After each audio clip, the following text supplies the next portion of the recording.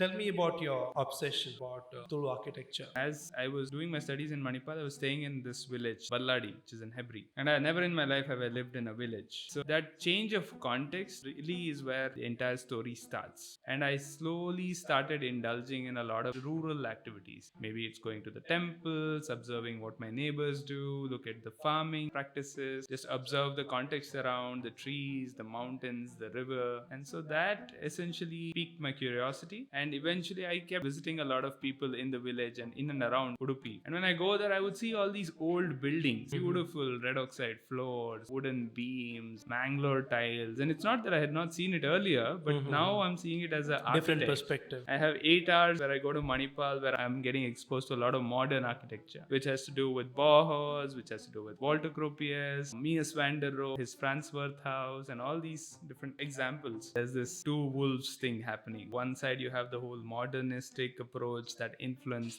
that's coming through in my college, and then I come back to this rural place where hardly any of those things matter, and people are living a very different life to what has been showcased in the education system. A lot of the education has to do with how urban places are built and not so much to do with how rural places are being designed. Most of rural India is just left to fend for themselves, and they are using their own indigenous techniques to build their homes. And I think that's what piqued my interest in Tulu architecture and what it is.